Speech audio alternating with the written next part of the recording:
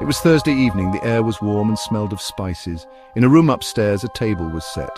This was no ordinary meal. This was the Passover, a time for remembering God's deliverance. The disciples were gathering, talking among themselves. They were excited to celebrate this special feast with their teacher, Jesus. Jesus arrived. He looked at his friends with love. He knew this would be their last Passover together. After the meal began, Jesus did something that none of his disciples could have anticipated. In a moment that would be remembered for centuries, he quietly rose from his place at the table, drawing the attention of everyone in the room. The atmosphere, already filled with the significance of the Passover meal, shifted as Jesus prepared to demonstrate a lesson that would challenge their understanding of greatness and leadership. He got up from the table, his actions deliberate and full of purpose. The disciples watched, curious and perhaps a little confused as their teacher and Lord began to move about the room. He took off his outer garment, setting aside the clothing that marked his status as their leader. This simple act was a powerful symbol, showing that he was willing to lay aside his position and dignity for the sake of his friends. Then he wrapped a towel around his waist, taking on the appearance of a servant. In those days, only the lowliest of servants would perform the task that Jesus was about to do. The disciples must have wondered what he was planning.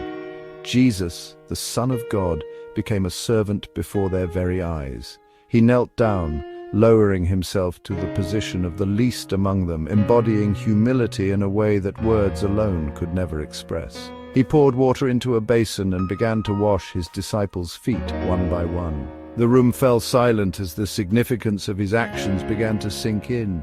The disciples were astonished, unable to comprehend why their master would take on such a humble task. In their culture, washing feet was reserved for the lowest servant, not for a respected teacher, and certainly not for the Messiah. Peter, always outspoken, even protested, "Lord, are you going to wash my feet?" His shock echoed the feelings of the others. He could not imagine allowing Jesus to serve him in this way, believing it was beneath his Lord's dignity. But Jesus insisted, gently explaining to Peter and the others, "I have set you an example that you should do as I have done for you." He wanted them to understand that true greatness is found not in being served, but in serving others with love and humility. Through this simple yet profound act, Jesus taught a lesson that would shape the hearts of his followers for generations. He showed that leadership is not about power or prestige, but about humility, compassion, and the willingness to serve others selflessly. Later in the meal, Jesus took bread in his hands. He broke it. He gave it to his disciples, saying, "Take, eat. This is my body." Then Jesus took a cup of wine. He gave thanks and offered it to them, saying, "Drink from it, all of you. For this is my blood of the covenant, which is poured out for many for the forgiveness of sins." With these words, Jesus instituted the Lord's Supper, a sacred remembrance of his sacrifice for the sins of the world, his body broken for them, his blood shed for their forgiveness. As they continued their meal, a shadow fell over the room. Jesus, with a heavy heart, spoke of betrayal. He said, "Truly I tell you, one of you will betray me." The disciples were shocked and saddened. They looked at one another, each asking, "Surely not I." Then Jesus looked at Judas Iscariot. He said, "What you are going to do, do quickly." Judas got up from the table and left into the night. His heart was filled with darkness. The joy of the Passover meal was replaced by a sense of foreboding and betrayal. Later that night, Jesus went with his disciples to a garden called Gethsemane. It was a quiet place with olive trees. Jesus often went there to pray. But this night was different. Jesus was deeply troubled. He said to his disciples, "My soul is overwhelmed with sorrow to the point of death." He went a little farther and fell to the ground. He prayed. Jesus was facing the weight of the world's sin. He knew what was coming, the pain, the suffering, the cross. Yet he chose obedience to his Father's will. In the stillness of the garden, beneath the ancient olive trees of Gethsemane, a profound moment unfolds. The night air is heavy with anticipation, and the world seems to hold its breath. Here in this sacred place, Jesus withdraws from his disciples, seeking solitude to pour out his heart in prayer. Jesus prayed to his Father, his voice trembling with the weight of what was to come. He knew the path ahead would be filled with unimaginable suffering, yet he chose to face it in communion with God. He cried out in anguish, "Abba, Father, all things are possible for you." In this intimate address, Jesus reveals the closeness of his relationship with God, calling him Abba, a term of deep affection and trust. "Remove this cup from me," he pleaded, expressing his honest desire to avoid the pain and suffering that awaited him. The cup was a symbol of the immense burden he was about to bear, the weight of humanity's sin and the agony of separation from the Father. This cup represented the suffering he was about to endure, a suffering so deep that it pressed upon his soul with overwhelming force. It was not just physical pain, but the spiritual anguish of carrying the brokenness of the world. He prayed with such intensity that his sweat was like drops of blood falling to the ground. The depth of his distress is almost unimaginable, as he wrestled with fear, sorrow, and the weight of his mission. Yet even in his agony, Jesus surrendered to his Father's will. He did not run from his calling, but embraced it with humility and courage.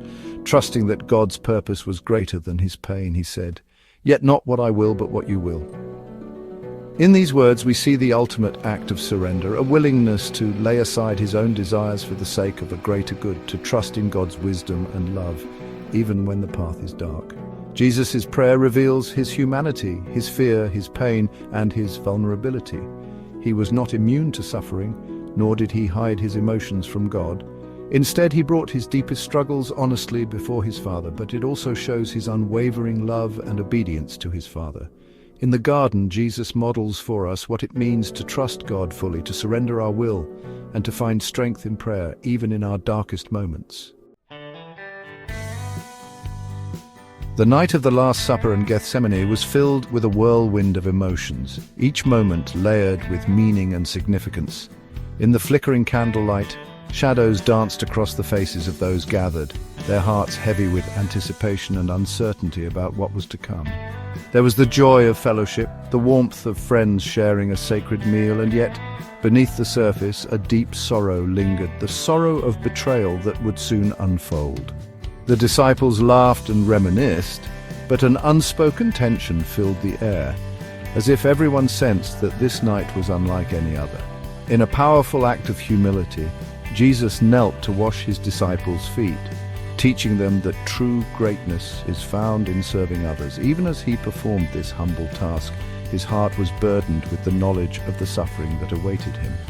Later, in the quiet of the olive garden, he poured out his anguish in prayer, wrestling with the weight of his mission and the pain of impending abandonment.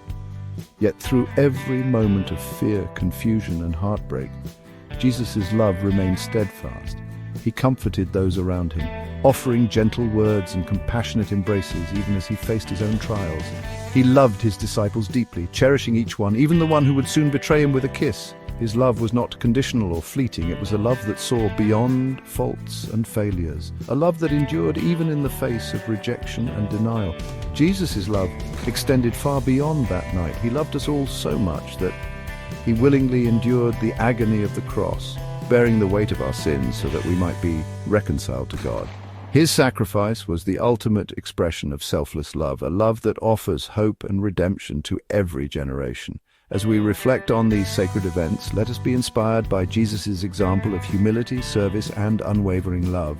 May we strive to serve others with the same compassion, to forgive as we have been forgiven, and to love without reservation, even when it is difficult.